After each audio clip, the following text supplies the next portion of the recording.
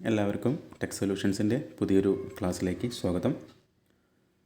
നമ്മളിന്ന് ഡിസ്കസ് ചെയ്യാൻ പോകുന്ന topic industrial management and safety എന്ന് പറയുന്ന സബ്ജക്റ്റിലെ 4th മൊഡ്യൂളാണ് നമ്മളിന്ന് ഡിസ്കസ് ചെയ്യാൻ പോകുന്നത്. നമ്മുടെ ഈ ഒരു സബ്ജക്റ്റിൽ പ്രധാനമായിട്ടും സാധാരണ പോലെ 4 മൊഡ്യൂൾസാണ് വരുന്നത്. അതിൽ നമ്മുടെ 4ാമത്തെ മൊഡ്യൂളിൽ പൂർണ്ണമായിട്ടും തിയറി ടോപ്പിക്സാണ് നമുക്ക് വരുന്നുണ്ടായിരിക്കുക. എന്നാൽ 3rd മൊഡ്യൂൾ നമുക്കറിയാം കുറച്ച് പ്രോബ്ലമാറ്റിക് ആയിട്ടുള്ള ഏരിയ വരുന്നുണ്ട്. അതായത് നമ്മുടെ CPM, അതുപോലെ പെർട്ട്, പിന്നെ ലീനിയർ പ്രോഗ്രാമിങ്, അതിലൊക്കെ വരുന്ന കുറച്ച് ടൈപ്സ് ഓഫ് പ്രോബ്ലംസ് നമുക്ക് എക്സാം പോയിൻ്റ് ഓഫ് വ്യൂ ഉണ്ടായിരിക്കും. എന്നാൽ നമ്മുടെ ഈ 4ാമത്തെ മൊഡ്യൂൾ പൂർണ്ണമായിട്ടും തിയറി ടോപ്പിക്സ് മാത്രമേ നമുക്ക് വരുന്നുള്ളൂ. അതിൽ തന്നെ നമുക്ക് ഒരുപാട് കേട്ട് പരിചയമുള്ള, അല്ലെങ്കിൽ നമുക്ക് നമ്മുടെ ലൈഫിലൊക്കെ ഒരുപാട് എക്സ്പീരിയൻസ് ഉള്ള, അല്ലെങ്കിൽ നമ്മൾ ഒരുപാട് സിനിമകളിലൊക്കെ കണ്ടുള്ള പല സീനുകളിലെയും അല്ലെങ്കിൽ പല കഥകളിലെയും കാര്യങ്ങളൊക്കെയാണ് നമുക്ക് കൂടുതലായിട്ടും ഇതിൽ നമുക്ക് പഠിക്കാനുണ്ടായിരിക്കും. അതായത് അങ്ങനെ പറഞ്ഞാൽ നമ്മൾ കൂടുതലും ഇതിൽ മനസ്സിലാക്കേണ്ടത് നമ്മൾ ഇൻഡസ്ട്രിയൽ സേഫ്റ്റിയെക്കുറിച്ചാണ്. ഓക്കെ, അപ്പോൾ നമ്മൾ സേഫ്റ്റിയെക്കുറിച്ചും അതുപോലെ തന്നെ നമ്മുടെ മാനേജ്മെൻറ്റ് ലെവലുള്ള കാര്യങ്ങൾ നമ്മൾ കോമൺ ആയിട്ട് നമ്മൾ സ്ഥിരമായിട്ട് ഒന്നുകിൽ നമ്മൾ വർക്ക് ചെയ്യുന്ന സമയത്തോ അല്ലെങ്കിൽ നമ്മുടെ ആരെങ്കിലുമൊക്കെ ജോലി ചെയ്യുന്ന സ്ഥാപനത്തിനെ കുറിച്ചൊക്കെ നമ്മൾ കാര്യങ്ങൾ അന്വേഷിക്കുമ്പോൾ നമ്മൾ കോമൺ ആയിട്ട് കേട്ടറിയുന്ന കാര്യങ്ങളാണ് ഇതിൽ നമുക്ക് ഈ ഒരു മൊഡ്യൂൾ നമുക്ക് പഠിക്കാണ്ടായിരിക്കാം. സോ നമ്മുടെ ഈ ഒരു PDF നമുക്ക് കിട്ടിയുള്ളത് നമ്മുടെ ഷെഫീഖ് സാറാണ് ഈ PDF ഉണ്ടാക്കിയുള്ളത്. സാറ് PDF ആണ് നമ്മൾ ഈ ഒരു ക്ലാസ്സിന് വേണ്ടി യൂസ് ചെയ്യുന്നത്. സോ നമ്മൾ നോക്കാൻ പോകുന്നത് നമ്മുടെ IMSലെ 4th മൊഡ്യൂളാണ്. ഇപ്പോൾ ഇവിടെ നിങ്ങൾക്ക് സ്ക്രീനിൽ നമ്മുടെ 4th മൊഡ്യൂളിൻ്റെ സിലബസ് ഇവിടെ കാണുന്നുണ്ടായിരിക്കും. അപ്പോൾ പറഞ്ഞ പോലെ തന്നെ മുഴുവനായിട്ടും പൂർണ്ണമായിട്ടും തിയറി മാത്രമേ ഈ ഒരു മൊഡ്യൂളിൽ നമുക്ക് വരുന്നുള്ളൂ. അതുകൊണ്ട് തന്നെ നേരത്തെ പറഞ്ഞ പോലെ വളരെ എളുപ്പമുള്ള, നമുക്ക് പെട്ടെന്ന് കേട്ടാൽ മനസ്സിലാക്കാൻ പറ്റുന്ന തിയറീസാണ് നമുക്കിതിൽ കൂടുതലായിട്ടും വരുന്നത്. ഇതിൽ കാണുന്ന പോലെ നമുക്ക് ആദ്യം വരുന്ന ഭാഗം importance of safety in work place. Okay, അപ്പോൾ സേഫ്റ്റിയെക്കുറിച്ചാണ് നമ്മൾ കൂടുതലായിട്ടും ഈ ഒരു മൊഡ്യൂളിൽ പഠിക്കുന്നുണ്ടായിരിക്കുക. അതുപോലെ തന്നെ അടുത്തൊരു പ്രധാനപ്പെട്ട ടോപ്പിക്ക് വരുന്നത് ആക്സിഡൻറ്റ് പ്രിവെൻഷൻ ടെക്നിക്സിനെ കുറിച്ച് പഠിക്കുക.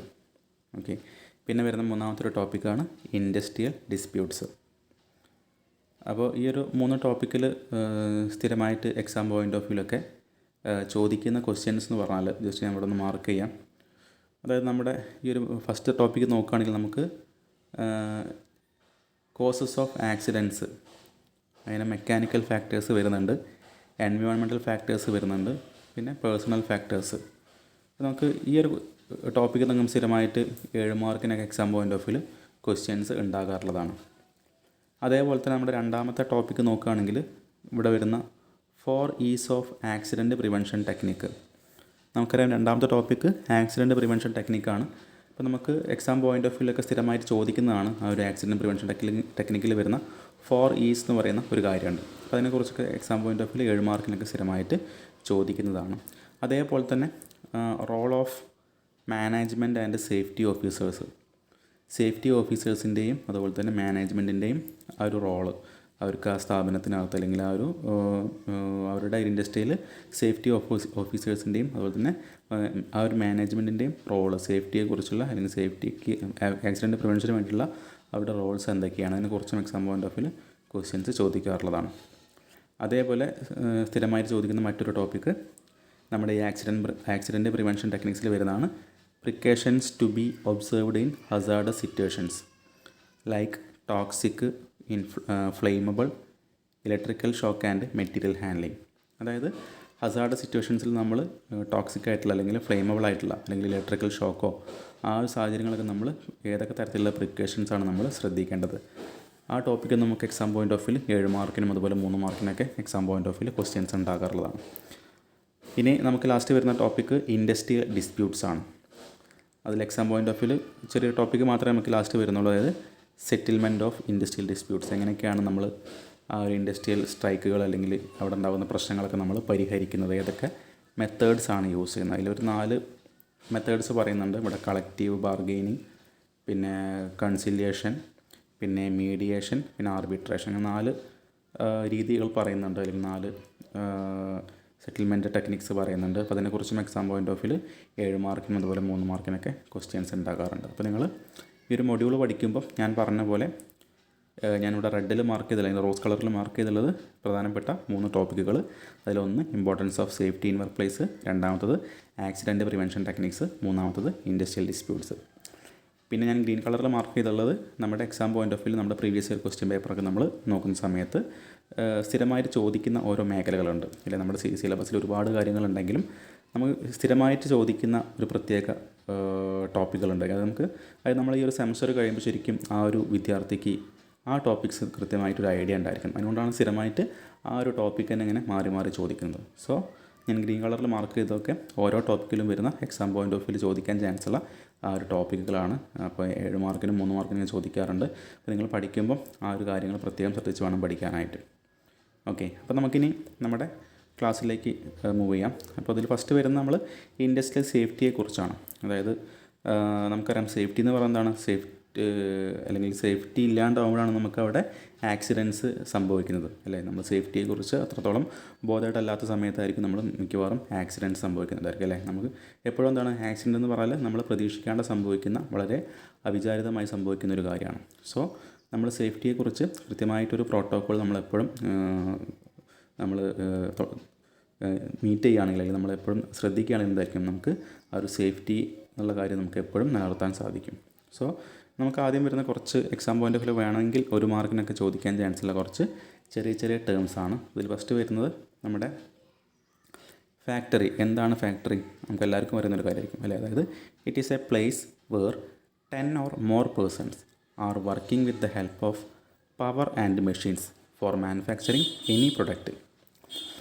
അപ്പോൾ ഏതെങ്കിലും തരത്തിലുള്ളൊരു പ്രൊഡക്റ്റ് മാനുഫാക്ചർ ചെയ്യാൻ വേണ്ടിയിട്ട് അവിടെ പവർ സോഴ്സും അതുപോലെ തന്നെ മെഷീൻസൊക്കെ ഉപയോഗിച്ചുകൊണ്ട് 10 അല്ലെങ്കിൽ അതിലധികം ആളുകളോ കൂടി ചേർന്ന് ചെയ്യുന്ന ആ ഒരു സ്ഥലമാണ്, ആ ഒരു പ്രൊഡക്റ്റ് ഉണ്ടാക്കാൻ വേണ്ടി ഒത്തുകൂടുന്ന ആ സ്ഥലമാണ് നമ്മൾ കോമൺ ആയിട്ട് ഫാക്ടറി എന്ന് പറയാം അല്ലേ. നമുക്ക് എല്ലാവർക്കും അറിയുന്നൊരു കാര്യം തന്നെയാണ്. രണ്ടാമത്തെ ടേം ആക്സിഡൻ്റ് ആണ്. ഞാൻ പറഞ്ഞ പോലെ it is defined as an event which interrupts the orderly progress of a work in an industry. അപ്പോൾ ഇൻഡസ്ട്രിക്കകത്ത് ചെയ്തുകൊണ്ടിരിക്കുന്ന വർക്കിനെ ഇൻറ്ററപ്റ്റ് ചെയ്യുന്ന രീതിയിൽ ഉണ്ടാകുന്ന ഒരു ഇവൻ്റാണ്. അല്ലെങ്കിൽ ഇവൻ്റ് മീൻസ് നമ്മൾ നേരത്തെ പറഞ്ഞ അവിചാരിതമായി സംഭവിക്കുന്ന ഒരു കാര്യമാണ് നമ്മുടെ ആക്സിഡൻ്റ് എന്ന് പറയുന്നത്. ഇനി അടുത്തൊരു ടേം ഫ്രീക്വൻസി റേറ്റ്. എന്താണ് frequency rate? It is defined as the number of accidents occurred per million man hours worked in A year. അതായത് ഒരു വർഷത്തിൽ മില്യൺ മാൻ ഹവേഴ്സ് വർക്ക് ചെയ്യുന്ന സമയത്ത് അത്രയും ഹവേഴ്സ് ഓഫ് വർക്കിംഗ് ഹവേഴ്സിൽ ഒക്കർ ചെയ്യുന്ന നമ്പർ ഓഫ് ആക്സിഡൻറ്റിൻ്റെ ആ റേറ്റിനാണ് നമ്മൾ ഫ്രീക്വൻസി റേറ്റ് എന്ന് പറയാം. അതിന് നമുക്ക് ഒന്നുകൂടി മനസ്സിലാക്കാനായിട്ട് ഇവിടെ ഒരു ഇക്വേഷൻ പോലെ കൊടുത്തിട്ടുണ്ട്. അതായത് ഫ്രീക്വൻസി റേറ്റ് എന്ന് പറഞ്ഞാൽ എന്ത് ചെയ്യാം, number of lost time accident. അതായത് ഒരു വർഷത്തിലിപ്പോൾ number of recordable incidence in the past year, അതായത് കഴിഞ്ഞ വർഷം ഇപ്പോൾ 20 ആക്സിഡൻസ് ആണ് ആ ഒരു ഇൻഡസ്ട്രിയിൽ ഉണ്ടായെന്ന് വിചാരിക്കുക. അപ്പോൾ ആ 20 എന്താണ്, നമ്മുടെ ഇക്വേഷനിലെ number of lost time accidents ആണ്. ഇൻറ്റു ഈ നമ്പർ ഇൻറ്റു ഈ number divide by total number of man hours worked. ആ ഒരു വർഷത്തിൽ എത്ര വർക്കിംഗ് ഹവേഴ്സാണ് മൊത്തത്തിൽ ഉണ്ടായിരുന്നത്, അതായത് എത്ര തവണ ആക്സിഡൻറ്റ് സംഭവിച്ചു divided by total man hours എത്രയാണ് ഇൻറ്റു ഈ നമ്പർ കൊണ്ട് മൾട്ടിപ്ലൈ നമുക്ക് എന്ത് കിട്ടും, ഫ്രീക്വൻസി റേറ്റ് കിട്ടും. അപ്പോൾ അത്രയും മനസ്സിലാക്കി വെച്ചാൽ മതി. എക്സാമിന് അഥവാ 1 മാർക്കിനൊക്കെ ആ ഒരു ക്വസ്റ്റ്യൻ ചോദിക്കുകയുള്ളൂ. അപ്പോൾ ഫാക്ടറി, ആക്സിഡൻറ്റ്, ഫ്രീക്വൻസി റേറ്റ് മനസ്സിലായി വിചാരിക്കുന്നു. പിന്നെ നമ്മുടെ ഇക്വേഷനിലുള്ള ആ ഒരു നമ്പർ ഉണ്ടല്ലോ അല്ലേ, 1, 10, 100, 1000, 10000, 100000, 10 ലക്ഷം, അതായത് 10 lakhs ആണ് നമ്പർ വരുന്നത്. ആ 10 lakhs എങ്ങനെ വന്നുള്ള കാര്യം ഇവിടെ ജസ്റ്റ് കൊടുത്തിട്ടുണ്ട്. അത്രയും ഡീറ്റെയിൽ ആയിട്ട് അറിഞ്ഞിരിക്കേണ്ട ആവശ്യമൊന്നുമില്ല. അപ്പോൾ നമ്മുടെ PPTയിൽ ഓൾറെഡി സാറ് കൊടുത്തിട്ടുണ്ട്. അപ്പോൾ എന്ത് ചെയ്യാം, നിങ്ങൾക്ക് വേണമെങ്കിൽ ജസ്റ്റ് ഒന്ന് വായിച്ച് വെക്കുന്നത് മനസ്സിലാക്കി വെക്കുക, അങ്ങനെയാണ് ഈ നമ്പർ വന്നിരിക്കുന്നതെന്ന്. നമുക്ക് എക്സാമിനൊന്നും അത് ചോദിക്കില്ല, ജസ്റ്റ് വേണമെങ്കിൽ ഒരു കൗതുകത്തിന് എന്ത് ചെയ്യുക, മനസ്സിലാക്കാൻ വേണ്ടി മനസ്സിലാക്കി വെക്കുക. അടുത്ത ടേം വരുന്നത് സിവിയറിറ്റി റേറ്റ് ആണ്. Severity rate it is defined as the number of man days lost per million man hours worked in A year. അപ്പോൾ നമ്മൾ തൊട്ട് മുന്നേ പറഞ്ഞ ഫ്രീക്വൻസി റേറ്റിൽ നിന്നും സിവിയറിറ്റി റേറ്റ് ആകുമ്പോൾ ഉണ്ടാകുന്ന വ്യത്യാസം, ഇവിടെ മാൻ ഹവേഴ്സിന് പകരം മാൻ ഡേയ്സ് ആയിട്ട് മാറി. എത്ര ഡേയ്സ് നഷ്ടപ്പെട്ടു. അപ്പോൾ ഇക്വേഷനിൽ മേലെ ആ ഡേയ്സ് നഷ്ടപ്പെട്ട ദിവസം divide by total number of man hours into 10 lakh എന്ന് പറയുന്ന നമ്പർ ആയിരിക്കും. അപ്പോൾ നമുക്ക് സിവിയറിറ്റി റേറ്റ് കിട്ടും. പിന്നെ 4-മത്താണ് പെർഫോമൻസ് ഇൻഡെക്സ്. അതായത് ഇക്വേഷൻ ആലോചിച്ചാൽ മതി. പെർഫോമൻസ് ഇൻഡെക്സ് എന്ന് പറഞ്ഞാൽ റൂട്ട് ഓഫ് ഫ്രീക്വൻസി, നമ്മൾ ആദ്യം പഠിച്ച ഫ്രീക്വൻസി റേറ്റും ഇപ്പോൾ പഠിച്ച സിവിയറിറ്റി റേറ്റ് തമ്മിൽ മൾട്ടിപ്ലൈ ചെയ്യുക, ഡിവൈഡ് ബൈ 1000 കൊണ്ട് ഡിവൈഡ് ചെയ്യുക. അതിൻ്റെ റൂട്ട് എടുത്താൽ നമുക്ക് എന്ത് കിട്ടും, നമുക്ക് അവിടുത്തെ പെർഫോമൻസ് ഇൻഡെക്സ് കിട്ടും. അതായത് അത് ഡെഫിനിഷനായിട്ട് പറയുമ്പം it is the square root of the product of frequency and severity rates. Okay, frequency and severity റേറ്റ്സിൻ്റെ പ്രൊഡക്റ്റാണ് ആൻഡ് ഡിവൈഡ് ബൈ 1000 ചെയ്താൽ കിട്ടുന്ന ആ നമ്പറാണ് performance index. Okay, it is the square root of the product of frequency rate and severity rate divide by 1000. അതാണ് നമ്മുടെ performance index എന്ന് പറയുന്നത്. പിന്നെ എന്തൊക്കെ കാരണങ്ങൾ കൊണ്ടാണ് ആക്സിഡൻറ്റ് ഉണ്ടാകുന്നത് നമുക്കറിയുന്ന പോലെ തന്നെ ഡിഫറെൻറ്റ് ഫാക്ടേഴ്സ് കോസിങ് ആക്സിഡൻറ്റ് അതിൽ വരുന്നതാണ്. Accident may be caused due to technical കോസസും ഉണ്ട്, ഹ്യൂമൻ കോസസും ഉണ്ട്. ഇപ്പോൾ ടെക്നിക്കൽ കോസസിൽ വരുന്നതാണ് നമ്മുടെ മെക്കാനിക്കൽ ഫാക്ടേഴ്സും അതുപോലെ തന്നെ എൻവയോൺമെൻറ്റൽ ഫാക്ടേഴ്സും. ഓക്കെ, ടെക്നിക്കൽ കോസസിൽ വരുന്നത് മെക്കാനിക്കൽ ഫാക്ടേഴ്സും എൻവയോൺമെൻറ്റൽ ഫാക്ടേഴ്സുമാണ്. പിന്നെ ഹ്യൂമൻ കോസസിൽ വരുന്നത് പേഴ്സണൽ ഫാക്ടേഴ്സാണ്. അപ്പോൾ നമുക്കറിയാവുന്ന പോലെ ഈ സ്ക്രീനിൽ കാണുന്ന കുറച്ച് പിക്ചേഴ്സ് ഇവിടെ കാണുന്നുണ്ടായിരിക്കും അല്ലേ. അതായത് അൺസേഫ് മെക്കാനിക്കൽ ഡിസൈനുകൾ. അതായത് നമ്മൾ വർക്ക് ചെയ്യുന്ന സമയത്ത് ആ വർക്കേഴ്സിന് പോകാനുള്ളൊരു പാത്ത് അല്ലെ ഒരു വഴി ഇങ്ങനെ ഉണ്ടാക്കി കഴിഞ്ഞാൽ നമുക്ക് എന്തായിരിക്കും ഇങ്ങോട്ടൊക്കെ വീണ് പോകാനുള്ള ചാൻസ് കൂടുതലാണ്. അപ്പോൾ നമ്മൾ എന്ത് ചെയ്യണം, ഇതുപോലെ ശരിക്കും എന്ത് ചെയ്യണം, ആ ഒരു വർക്കിംഗ് അറ്റ്മോസ്ഫിയറിൽ ഇതുപോലത്തെ ഒരു കൺസ്ട്രക്ഷനാണ് നമ്മൾ ചെയ്യേണ്ടി വരിക. നമ്മുടെ ഒരു കട്ടറാണല്ലേ നമ്മുടെ സാധാരണ മെഷീൻസിൻ്റെ അല്ലെങ്കിൽ മെറ്റീരിയൽസൊക്കെ നമ്മൾ കട്ട് ചെയ്യാൻ വേണ്ടി ഉപയോഗിക്കുന്ന ഒരു കട്ടറാണ്. അപ്പോൾ അതിന് ഇതേപോലെ ഗാർഡ് കൊടുക്കണം അല്ലേ, ഒരു പ്രൊട്ടക്ഷൻ വേണ്ടി നമ്മൾ ഇതേപോലെ ഗാർഡ് കൊടുക്കണം. അതാണ് കറക്റ്റായിട്ടുള്ളൊരു സേഫ്റ്റി മെഷർ എന്ന് പറയുന്നത്. പിന്നെ നമ്മുടെ ഹെൽമെറ്റ് ധരിക്കുന്നത് അല്ലെ, സേഫ്റ്റി ഹെൽമെറ്റ് ധരിക്കുന്നത് എങ്ങനെ ധരിച്ചാൽ എന്താണ്, അവിടെ സ്ട്രാപ്പ് പുറകിലാണ്, അത് ലോക്കായിട്ടില്ല, എന്ത് ചെയ്യണം, സ്ട്രാപ്പ് ഇങ്ങനെ ലോക്കാക്കി ഇടണം അല്ലെ, ഇവിടേക്ക് താഴേക്ക് ലോക്കാക്കി ഇടണം. അതുപോലെ നമ്മുടെ ലൂസനായിട്ടുള്ള ക്ലോത്തൊന്നും നമ്മൾ ഇൻഡസ്ട്രിക്കകത്ത് യൂസ് ചെയ്യാൻ പാടില്ല, അല്ലെങ്കിൽ ടൈ ഒന്നും യൂസ് ചെയ്യാൻ പാടില്ല. ഇതുപോലെ നമ്മൾ മൂവിങ് പാർട്സ് അല്ലെങ്കിൽ മെഷീൻസ് അകത്തേക്ക് നമ്മൾ പെട്ടുപോകാനുള്ള ചാൻസ് ഉണ്ട്. ജസ്റ്റ് നിങ്ങൾ ക്വസ്റ്റ്യൻസൊക്കെ ചോദിക്കുമ്പോൾ ഇതിനെക്കുറിച്ച് ഇങ്ങനെയൊക്കെയുള്ള കാര്യങ്ങൾ നമ്മുടെ മനസ്സിൽ വരണം, എന്നിട്ടായിരിക്കും നിങ്ങൾ എക്സാമിന് ക്വസ്റ്റ്യൻസൊക്കെ അറ്റൻഡ് ചെയ്യേണ്ടത്. ഓക്കെ, നമുക്ക് കുറച്ച് അധികം പോയിൻറ്റ്സ് ഒക്കെ എഴുതുമ്പോഴാണ് നമുക്ക് കൂടുതൽ മാർക്ക് കിട്ടുന്നുണ്ടായിരിക്കാം. ഇംപ്രോപ്പർ മെറ്റീരിയൽ ഹാൻഡ്ലിംഗ് ഉണ്ടല്ലേ, ഒരാൾ അങ്ങോട്ടും ഒരാൾ തിരിഞ്ഞു നിൽക്കുകയാണ്. അപ്പോൾ മെറ്റീരിയൽ ഹാൻഡ്ലിംഗ് എന്താണ്, ഇയാൾ ചിലപ്പോൾ ഇങ്ങോട്ട് നമ്മൾ സിനിമയിലൊക്കെ സാധാരണ കാണാറുണ്ടല്ലേ, ഇയാൾ ഇങ്ങോട്ട് തിരിയുമ്പോൾ ഇയാൾ തലയ്ക്ക് വന്ന് ഇടിക്കും. അപ്പോൾ നമ്മൾ പല പഴയ സിനിമയിലൊക്കെ വളരെ രസകരമായിട്ട് ചിത്രീകരിച്ച പല സീനുകളൊക്കെ ഉണ്ട്. അല്ലെങ്കിൽ നമ്മൾ ഇങ്ങനെ നമ്മുടെ ലാഡറൊക്കെ കൊണ്ടുപോകുന്ന സമയത്ത് അല്ലേ, തിരിഞ്ഞ് ഒരാൾ ബാക്കിൽ വിളിച്ചാൽ തിരിഞ്ഞാൽ എന്തായിരിക്കും, ഇയാളെ മേലായിരിക്കും ആ ഒരു ഏണി തട്ടുന്നുണ്ടായിരിക്കുക. അതേപോലെ നേരത്തെ പറഞ്ഞ പോലെ തന്നെ ഇവിടെ ഗാർഡ് കൊടുക്കാത്തൊരു ബെൽറ്റ് ഡ്രൈവ് സിസ്റ്റമാണ് ഇവിടെ ഒരു പ്രൊട്ടക്ഷൻ ഗാർഡ് കൊടുത്തിട്ടുണ്ട്. അപ്പോൾ നമ്മൾ ഇതാണ് റൈറ്റ് ആയിട്ടുള്ള ഒരു സേഫ്റ്റി മെഷർ, ഇതാണ് റോങ് ആയിട്ടുള്ളൊരു കാര്യമാണ്. ജസ്റ്റ് ഇതിനെക്കുറിച്ചൊക്കെ നിങ്ങൾക്കൊരു ഐഡിയ ഉണ്ടായിരിക്കണം. ഇതൊക്കെ നമുക്ക് അറിയുന്ന കാര്യം തന്നെ. പക്ഷേ നിങ്ങൾ എക്സാം പോയിൻ്റ് ഓഫ് പല ക്വസ്റ്റ്യൻസ് ചോദിക്കുമ്പോൾ നിങ്ങൾക്ക് സ്വന്തമായിട്ട് കയ്യിൽ നിന്നിട്ട് എഴുതാനുള്ള ഒരു ടെൻഡൻസി വരണം. ഓക്കെ, അപ്പോൾ അതേപോലത്തെ സംഭവങ്ങളൊക്കെ ഒന്ന് ആലോചിച്ച് നോക്കാം. ഓക്കെ, ഷാർപ്പ് മെറ്റീരിയൽസ് നമ്മൾ സേഫ്റ്റി ഷൂസ് ധരിച്ചില്ലെങ്കിൽ എന്തായിരിക്കും, അത് നമ്മുടെ കാലിന് ഇഞ്ചുറി വരുത്തും. അപ്പോൾ ഇവിടെ എന്തൊക്കെയാണ് ഞാൻ നേരത്തെ പറഞ്ഞ പോലെ നമ്മുടെ ആ ഒരു ടോപ്പിക്കിൽ എൻവയോൺമെൻറ്റൽ ഫാക്ടേഴ്സിനെ കുറിച്ചൊക്കെ എക്സാം പോയിൻ്റ് ഓഫ് 7 മാർക്കിനും 3 മാർക്കിനും ചോദിക്കാറുണ്ട്. അപ്പോൾ എൻവയോൺമെൻറ്റൽ ഫാക്ടേഴ്സിൽ എന്തൊക്കെയാണ് വരുന്നത്, too low temperature cause shivering അല്ലേ. അപ്പോൾ നമ്മുടെ ആ ഒരു ഇൻഡസ്ട്രിക്കകത്തുള്ള ടെമ്പറേച്ചർ ഒരുപാട് കുറവാകുമ്പോൾ എന്തായിരിക്കും, നമുക്ക് വർക്കേഴ്സിനൊക്കെ ഷിവറിങ് സംഭവിക്കാനുള്ള അല്ലെങ്കിൽ വിറയിൽ വരാനുള്ള ടെൻഡൻസി ഉണ്ടായിരിക്കും. എന്നാൽ നേരെ തിരിച്ചാണെങ്കിലോ, too high temperature causes headache and sweating അല്ലെ, നമുക്ക് പെട്ടെന്ന് ക്ഷീണം അതുപോലെ തന്നെ തലവേദനയൊക്കെ വരാനുള്ള ചാൻസും ടെമ്പറേച്ചർ കൂടുമ്പോൾ ഉണ്ടായിരിക്കും. അപ്പോൾ പുവർ ഹൗസ് കീപ്പിങ്ങും എന്താണ് ഒരു എൻവയോൺമെൻറ്റൽ ഫാക്ടേഴ്സ്, നമ്മുടെ സേഫ്റ്റി മെഷേഴ്സ് തടസ്സപ്പെടുന്ന രീതിയിൽ അല്ലെങ്കിൽ നമുക്കവിടെ ഒരു ആക്സിഡൻറ്റ് ഉണ്ടാകാനുള്ള ചാൻസൊക്കെ നമ്മൾ പുവർ ഹൗസ് കീപ്പിംഗ് കൊണ്ട് സംഭവിക്കുന്നതാണ്. പിന്നെ presence of dust, fumes, smoke and lack of proper ventilation, ഇത് കാരണമൊക്കെ നമുക്ക് എന്ത് ചെയ്യും, അവിടെ സേഫ്റ്റിക്ക് പ്രശ്നങ്ങൾ സംഭവിക്കാൻ അല്ലെങ്കിൽ നമ്മുടെ ആക്സിഡൻറ്റ്സ് ക്രിയേറ്റ് ആവാനുള്ള ചാൻസ് കൂടുതലായിരിക്കും. പിന്നെ noise, bad order, flash et cetera. അപ്പോൾ ഇതൊക്കെയാണ് നമുക്ക് നമ്മുടെ ആക്സിഡൻറ്റിൽ വരുന്ന എൻവയോൺമെൻറ്റൽ ഫാക്ടേഴ്സ് എന്ന് പറയുന്നത്. ഇപ്പോൾ ജസ്റ്റ് ഈ പോയിൻറ്റ്സിനെ കുറിച്ചൊക്കെ നിങ്ങൾക്കൊരു ഐഡിയ ഉണ്ടായിരിക്കണം. Okay, low temperature causes shivering, too high temperature causes headache and sweating, poor housekeeping, അതുപോലെ presence of dust, fumes, smoke and lack of proper ventilation. ഇതൊക്കെ നമുക്ക് എൻവയോൺമെൻറ്റൽ ഫാക്ടേഴ്സിൽ ഉൾപ്പെടുത്താവുന്ന കാര്യങ്ങളാണ്. അതുപോലെ ബാഡ് നോയ്സ് അല്ലെങ്കിൽ ഹ്യൂജ് നോയ്സും ബാഡ് ഓർഡറും പിന്നെ ലൈറ്റിൻ്റെ ഫ്ലാഷൊക്കെ നമുക്ക് എൻവയോൺമെൻറ്റൽ ഫാക്ടേഴ്സിൽ നമുക്ക് ഉൾപ്പെടുത്താവുന്ന കാര്യങ്ങളാണ്. എന്നാൽ പേഴ്സണൽ ഫാക്ടേഴ്സിൽ വരുന്ന കാര്യങ്ങൾ നമുക്ക് ഈ പറയുന്ന പോലെ age, health, financial position, lack of knowledge and skill, non use of safety devices, improper use of tools, carelessness and fatigue, working at unsafe speed, mental worries, day dreaming, അല്ലേ, പകൽ സ്വപ്നം കാണാം. അപ്പോൾ നമുക്ക് ഇതൊക്കെ സാധാരണ നമുക്കറിയാവുന്ന കാര്യം തന്നെയാണ്. അതായത് നമ്മളെ പേഴ്സണൽ ഫാക്ടേഴ്സ് എന്തൊക്കെയാണ് ആക്സിഡൻറ്റ് ഉണ്ടാക്കാൻ കാരണമാകുന്നു, അല്ലേ.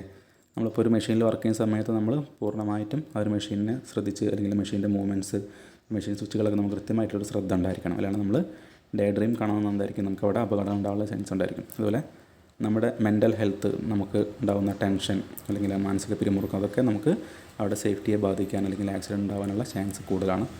പിന്നെ ഒരു മിനിമം ഒപ്റ്റിമം സ്പീഡിൽ വർക്ക് ചെയ്യണം, അല്ലെങ്കിൽ നമ്മൾ ഓരോ സാഹചര്യത്തിനനുസരിച്ച് എന്തെങ്കിലും വർക്ക് ചെയ്യണം. അല്ലാണ്ട് വർക്കിംഗ് അറ്റ് അൺസേഫ് സ്പീഡൊക്കെ ആണെങ്കിൽ എന്തായിരിക്കും അവിടെ അപകടങ്ങൾ സംഭവിക്കാനുള്ള ചാൻസ് ഉണ്ട്. പിന്നെ കെയർലെസ്നെസ് ആൻഡ് ഫാറ്റിഗ്, അല്ലെ, അശ്രദ്ധയും. അതുപോലെ തന്നെ നമ്മൾ ഒരുപാട് സമയം കണ്ടിന്യൂസ് ആയിട്ട് വർക്ക് ചെയ്യുമ്പോൾ എന്തായിരിക്കും ഫാറ്റിഗായിട്ട് ക്ഷീണം വന്ന് നമ്മുടെ ശ്രദ്ധ കുറയാനുള്ള ടെൻഡൻസി ഉണ്ടായിരിക്കും.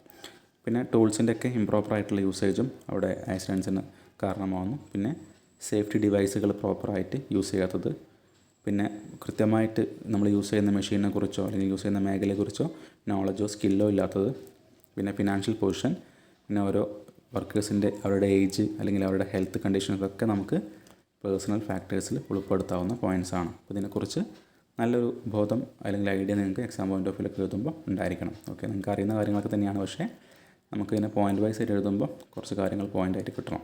ഓക്കെ, അപ്പം നമ്മളിപ്പോൾ എൻവയോൺമെൻറ്റൽ ഫാക്ടേഴ്സും പറഞ്ഞു, മെക്കാനിക്കൽ ഫാക്ടേഴ്സ് പറഞ്ഞു, പേഴ്സണൽ ഫാക്ടേഴ്സ് പറഞ്ഞു. ഓക്കെ, അപ്പോൾ എക്സാം പോയിൻ്റ് ഓഫ് വ്യൂ നിങ്ങൾക്ക് ഇവിടുന്ന് ക്വസ്റ്റ്യൻസ് 7 മാർക്കിനൊക്കെ പ്രതീക്ഷിക്കാവുന്നതാണ്. അപ്പോൾ മെക്കാനിക്കൽ ഫാക്ടേഴ്സിൽ വരുന്ന നമ്മുടെ ഈ ഡിസൈനിങ്, നമ്മുടെ എഞ്ചിനീയറിംഗ് ഡിസൈനിങ്ങിനെ കുറിച്ച്, അല്ലെങ്കിൽ നമ്മുടെ ആ ഒരു ഇൻഡസ്ട്രിക്കകത്ത് ഉപയോഗിക്കേണ്ട സേഫ്റ്റി മെഷേഴ്സിനെ കുറിച്ച്, ഇതിനെക്കുറിച്ചാണ് നമ്മൾ മെക്കാനിക്കൽ ഫാക്ടേഴ്സിൽ. അതുപോലെ നേരത്തെ പറഞ്ഞ സേഫ് ഗാർഡുകൾ, അല്ലേ, ആ ഒരു റൊട്ടേറ്റിംഗ് വീലിന് ചുറ്റും അല്ലെങ്കിൽ ഗ്രൈൻഡിങ് വീലൊക്കെ ആണെങ്കിൽ ഒരു സേഫ് ഗാർഡ് കൊടുക്കണം. അപ്പോൾ ഇതൊക്കെയാണ് നമുക്ക് മെക്കാനിക്കൽ ഫാക്ടേഴ്സിൽ ഉൾപ്പെടുന്ന കാര്യങ്ങൾ. ഓക്കെ, പിന്നെ വാൾവുകൾക്ക് ലീക്കാവുന്ന സംഭവങ്ങൾ, ഇതൊക്കെ നമുക്ക് മെക്കാനിക്കൽ ഫാക്ടേഴ്സിൽ ഉൾപ്പെടുത്താം.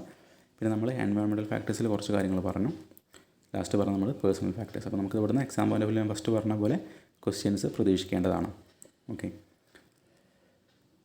ഇനി ഞാൻ പറഞ്ഞ പോലെ ഈ ഒരു ടോപ്പിക്കിൽ അടുത്തൊരു ടോപ്പിക്ക് നമ്മുടെ accident prevention technique in industry. Okay, ഇൻഡസ്ട്രിക്കകത്ത് വരുന്ന ആക്സിഡൻറ്റ് പ്രിവെൻഷൻ ടെക്നിക്കിനെ കുറിച്ചാണ് പറയുന്നത്. ഓക്കെ, നമ്മുടെ രണ്ടാമത്തെ ടോപ്പിക്കാണ് ആക്സിഡൻറ്റ് പ്രിവെൻഷൻ ടെക്നിക്ക്. അപ്പോൾ നമുക്ക് ഇതുപോലെ ഇത്രയും വലിയ ടോപ്പിക്ക് കാണുമ്പോൾ ഒരുപാടുണ്ടെന്ന് തോന്നിയത് നമ്മൾ പഠിച്ചു. ഇത്രയും ടോപ്പിക്ക് നമ്മൾ പഠിച്ചു കഴിഞ്ഞു. ഓക്കെ, നമ്മളിനി അടുത്ത സെക്ഷനിലേക്കാണ് നമ്മൾ പോകുന്നത്. അതായത് ആക്സിഡൻറ്റ് പ്രിവെൻഷൻ ടെക്നിക്സിലേക്കാണ് പോകുന്നത്. അപ്പോൾ ഞാൻ ഫസ്റ്റേ പറഞ്ഞിട്ടുണ്ടായിരുന്നു, ഈ ഒരു ടോപ്പിക്ക് നമുക്ക് എക്സാം പോയിൻ്റ് ഓഫ് വ്യൂവിൽ നിങ്ങൾ 7 മാർക്കിന് എന്തായാലും പ്രതീക്ഷിക്കണം. കാരണം നമ്മൾ ഉറപ്പായിട്ടും മാറി നിൽക്കേണ്ട ഒരു ടേം അല്ലെങ്കിൽ ഒരു ടോപ്പിക്കാണ് നമ്മുടെ 4 E's of accident prevention technique. അപ്പോൾ ആക്സിഡൻറ്റിനെ പ്രിവെൻഷൻ ചെയ്യാനുള്ള ടെക്നിക്കാണ് നമുക്ക് 4 E's വെച്ച് റെപ്രസെൻ്റ് ചെയ്യുന്നത്. 4 E's എന്ന് പറഞ്ഞാൽ ആ 4 വേർഡ്സാണ് വരുന്നത്, അല്ലെങ്കിൽ 4 വേർഡ്സ്, 4 കാര്യങ്ങൾ. 4 കാര്യത്തിൻ്റെയും ഫസ്റ്റ് ലെറ്റർ E ആണ് വരുന്നത്. അതായത് ഫസ്റ്റ് വൺ എൻജിനീയറിങ്, രണ്ടാമത്തത് എഡ്യൂക്കേഷൻ, മൂന്നാമത്തത് എൻലിസ്റ്റ്മെൻറ്റ്, നാലാമത്തത് എൻഫോഴ്സ്മെൻറ്റ്. അപ്പോൾ നമുക്ക് എക്സാമിന് സ്ഥിരമായിട്ട് ചോദിക്കുന്നതാണ് 7 മാർക്കിന്. അപ്പോൾ ഇത് എന്തായാലും നിങ്ങൾ കൃത്യമായിട്ടൊരു ഐഡിയ നിങ്ങൾ ഇതിനെക്കുറിച്ച് ഉണ്ടാക്കി വെക്കണം. ഓക്കെ, ഫസ്റ്റ് വരുന്നത് എൻജിനീയറിങ്ങിനെ കുറിച്ചാണ്. ഓക്കെ, ഫസ്റ്റ് നോക്കാം എന്താണ് എൻജിനീയറിങ്ങിൽ പറയുന്ന കാര്യങ്ങൾ. Safety at the design and equipment installation stage. അതായത് നമ്മൾ ഡിസൈൻ ചെയ്യുമ്പോഴേ എന്ത് ചെയ്യണം, ഒരു സേഫ്റ്റി മെഷർ നമ്മൾ ആദ്യം എടുക്കണം. അതുപോലെ തന്നെ ആൻഡ് എക്യുപ്മെൻറ്റ് ഇൻസ്റ്റാളേഷൻ സ്റ്റേജ്, നമ്മളൊരു എക്യുപ്മെൻറ്റ് അല്ലെങ്കിൽ ഒരു മെഷീനൊക്കെ നമ്മൾ ഇൻസ്റ്റാൾ ചെയ്യുമ്പോൾ അല്ലെങ്കിൽ ഡിസൈൻ ചെയ്യുമ്പോൾ നമ്മൾ എന്ത് ചെയ്യണം, സേഫ്റ്റിയാണ് നമ്മൾ ആദ്യം കണക്കാക്കേണ്ടത്. അതായത് a good layout should be provided, ഒരു ബെറ്റർ ലേഔട്ട് നമ്മളെപ്പോഴും പ്രൊവൈഡ് ചെയ്യണം. The height of the working rooms should be of 3 metres, അല്ലേ. നമ്മൾ ആ ഒരു ഇൻഡസ്ട്രിക്കകത്തുള്ള വർക്കിംഗ് റൂമിൻ്റെ ഹൈറ്റ് മിനിമം എത്ര വേണം, 3 മീറ്ററെങ്കിലും വേണം. അതുപോലെ the floors must be non skid type. Floor എന്ത് ചെയ്യാൻ പാടില്ല, ഒരിക്കലും ഇൻഡസ്ട്രിക്കകത്തുള്ള ഫ്ലോർ നമ്മൾ വളരെ സോഫ്റ്റ് ആയിട്ടുള്ള അല്ലെങ്കിൽ വളരെ മിനുസമായിട്ടുള്ള സ്കിഡി ടൈപ്പായിട്ടുള്ള ഫ്ലോർസ് ഒരിക്കലും ഉണ്ടാക്കാൻ പാടില്ല. നമ്മളെപ്പോഴും റഫായിട്ടുള്ള പ്രതലമാണ് നമ്മൾ അവിടുത്തെ ഫ്ലോറായിട്ട് യൂസ് ചെയ്യേണ്ടത്. അതുപോലെ reduce the level of noise. ഇപ്പം അൺവാണ്ടഡ് നോയ്സൊക്കെ ഉണ്ടാകുന്ന എന്ത് ചെയ്യുക, മാക്സിമം നോയ്സ് ലെവലൊക്കെ എപ്പോഴും കുറയ്ക്കുവാൻ വേണ്ടി ശ്രമിക്കണം. അതുപോലെ യൂസ് പേഴ്സണൽ പ്രൊട്ടക്റ്റീവ് ഡിവൈസസ്. നമുക്കറിയാവുന്ന പോലെ പേഴ്സണൽ PPEs ഉണ്ടല്ലേ, പേഴ്സണൽ പ്രൊട്ടക്റ്റീവ് ഡിവൈസുകൾ. അതായത് ഹെഡിന് വേണ്ടി നമ്മൾ ഹെൽമെറ്റ് അല്ലെങ്കിൽ സേഫ്റ്റി ക്യാപ്പുകൾ, പിന്നെ ഫേസിനും മൈക്ക് വേണ്ടി നമ്മൾ ഫേസ് മാസ്കുകൾ, ഷീൽഡുകൾ, ഗോഗിൾസുകൾ, പിന്നെ ബോഡിക്ക് വേണ്ടി ബോഡി അപ്രോൺസ്, പിന്നെ ആസ്ബസ്റ്റോസ് അല്ലെങ്കിൽ സ്യൂട്ട്സ്, സേഫ്റ്റി ബെൽറ്റുകൾ, പിന്നെ ഹാൻഡിന് നമ്മുടെ ഗ്ലൗ ഉപയോഗിക്കും അല്ലേ, അല്ലെങ്കിൽ പാഡ്സ് ഉപയോഗിക്കും, സേഫ്റ്റി ഫുഡ് വെയർ ഉപയോഗിക്കും അല്ലേ, നമ്മൾ ലെഗിന് സേഫ്റ്റി ഫുഡിന് നമ്മൾ സേഫ്റ്റി ഫുഡ് വെയർ ഉപയോഗിക്കും. അതുപോലെ ഗ്യാസിന് നമ്മൾ നേരത്തെ പറഞ്ഞ പോലെ ഫേസ് ആൻഡ് ഐ പറഞ്ഞ പോലെ ഗ്യാസ് മാസ്ക്. ഇതിനൊക്കെ നമ്മൾ ഇവിടെയൊക്കെയാണ് നമ്മൾ എഞ്ചിനീയറിങ്ങിനെ കുറിച്ച് അല്ലെങ്കിൽ ആ ഒരു 4 E's എഞ്ചിനീയറിങ് ഈ കാര്യങ്ങളൊക്കെയാണ് പ്രധാനമായിട്ടും ഡിപ്പെൻഡ് ചെയ്യുന്നത്. അതുപോലെ inflammable materials should be stored separately from the store അല്ലേ. അപ്പോൾ നമ്മൾ കത്തിപ്പോകാൻ ചാൻസ് ഉള്ള മെറ്റീരിയൽസ് നമ്മൾ എന്ത് ചെയ്യാൻ പാടില്ല, ഒരിക്കലും കറണ്ട് സ്റ്റോറിൽ തന്നെ വെക്കാൻ പാടില്ല. നമ്മളതിന് പ്രത്യേക സെക്ഷൻ വേറെ തന്നെ ഉണ്ടാക്കി വെക്കണം, അല്ലെങ്കിൽ അവർ സൂക്ഷിക്കുന്നത് വേറൊരു പ്രത്യേക ഏരിയ തന്നെ ആയിരിക്കണം.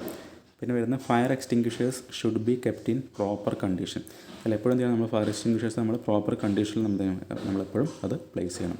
ഇതൊക്കെയാണ് നമുക്ക് 4 E's എഞ്ചിനീയറിങ്ങിൽ വരുന്ന കാര്യം. ഓക്കെ, അതായത് ഡിസൈൻ ആൻഡ് എക്യുപ്മെൻറ്റ് ഇൻസ്റ്റാളേഷൻ സ്റ്റേജിൽ വരുന്ന കാര്യങ്ങളാണ് പ്രധാനമായിട്ടും വരുന്നത്.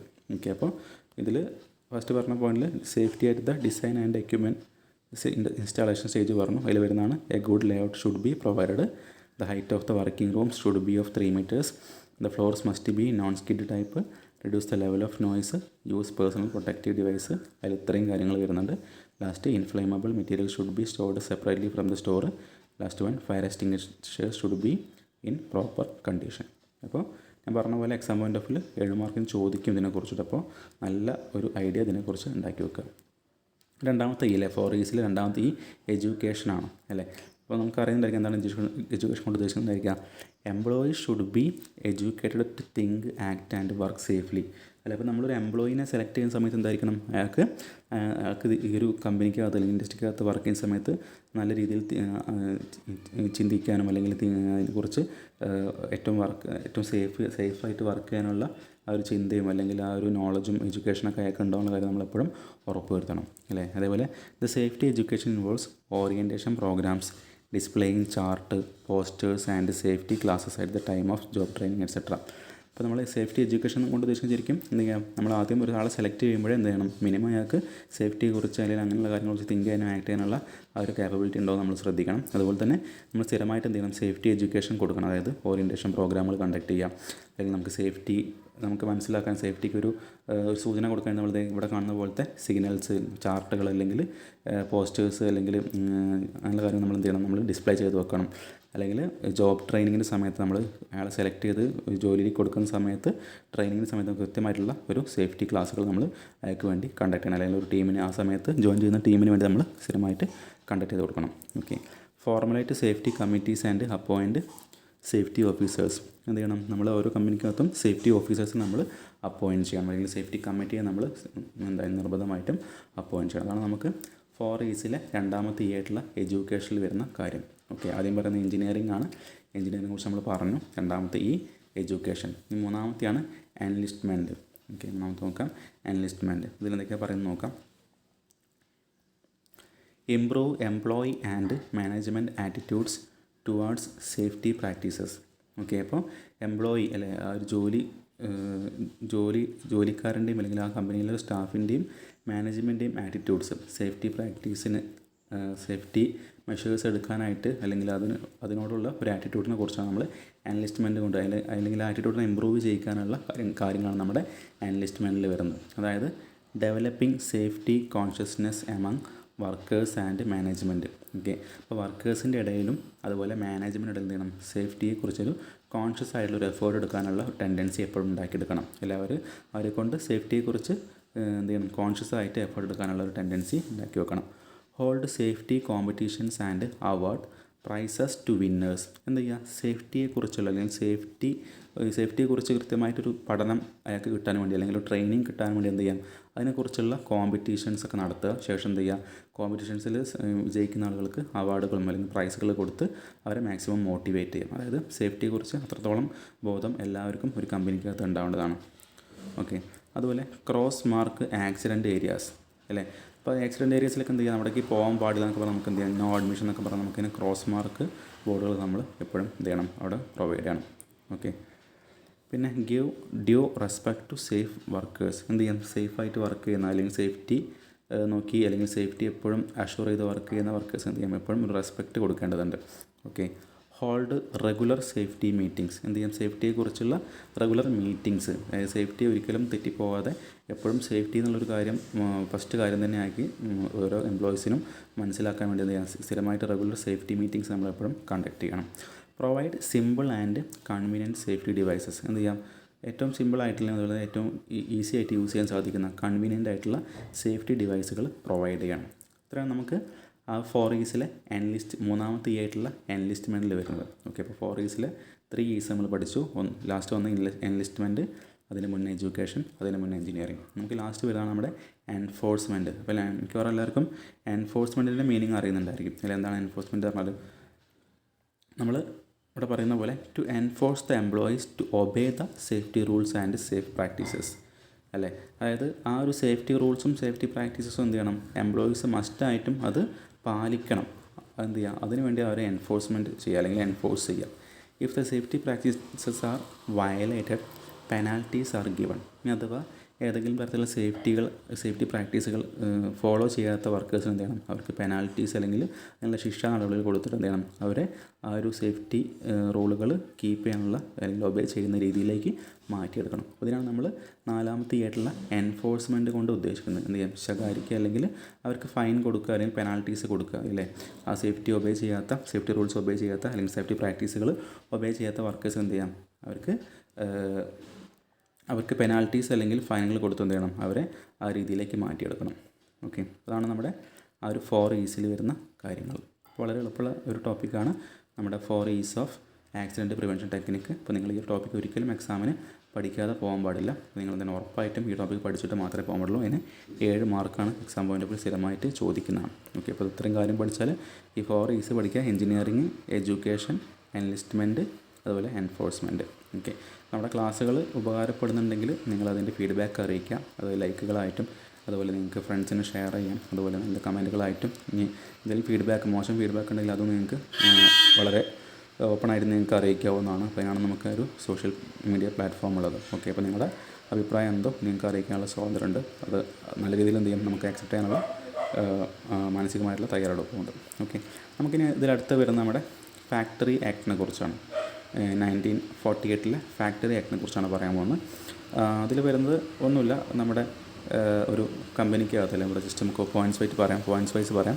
This act is to secure health, safety, proper working hours, leaves and other benefits for workers employed in the factories. അതായത് ഒരു ഫാക്ടറിക്കകത്ത് വർക്ക് ചെയ്യുന്ന വർക്കേഴ്സിൻ്റെ സേഫ്റ്റിയെക്കുറിച്ചും അല്ലെങ്കിൽ അവരുടെ ഹെൽത്തിനെ സെക്യൂർ ചെയ്യാനായിട്ടും അല്ലെങ്കിൽ അവർക്ക് ഒരു ദിവസം നൽകേണ്ട വർക്കിംഗ് ഹവേഴ്സിനെ കുറിച്ചും അല്ലെങ്കിൽ അവർക്ക് വർക്കിംഗ് ഹവേഴ്സിൽ കൂടിക്കഴിഞ്ഞാൽ അതിനധികം കൊടുക്കേണ്ട ഓവർ ടൈം ഡാറ്റകളെ കുറിച്ചും അല്ലെങ്കിൽ അവർക്ക് കൊടുക്കേണ്ട ലീവുകളെ കുറിച്ചും അല്ലെങ്കിൽ അവർക്കതുപോലെ അതർ ബെനിഫിറ്റ്സിനെ കുറിച്ചൊക്കെ ഒരു ഫാക്ടറിക്കകത്തുണ്ടാകുന്ന എംപ്ലോയീസിന് കാര്യങ്ങൾ നോക്കാനുള്ള അല്ലെങ്കിൽ ആ കാര്യങ്ങളൊക്കെ ഒബേ ചെയ്യാനുള്ള ഒരു ആക്റ്റാണ് നമ്മുടെ ഫാക്ടറി ആക്ട്. ഓക്കെ, അപ്പോൾ ഓരോ കമ്പനിയും ആ ഒരു ഫാക്ടറി ആക്ട് എന്ത് ചെയ്യണം, 1948 ഫാക്ടറി ആക്ട് നിർബന്ധമായിട്ടും പാലിച്ചിരിക്കേണ്ടതാണ്.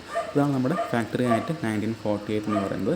ഇതിനെക്കുറിച്ച് നമുക്ക് എക്സാം പോയിൻ്റ് ഓഫ് വ്യൂ അങ്ങനെ വലിയ ക്വസ്റ്റ്യൻസ് ഒന്നും ഉണ്ടാകാറില്ലെങ്കിൽ ചിലപ്പോൾ ആണെങ്കിലും 1 മാർക്കിനോ അല്ലെങ്കിൽ 3 മാർക്കിനോ ഒക്കെ നമുക്ക് ക്വസ്റ്റ്യൻസ് ചോദിക്കാവുന്നതാണ്.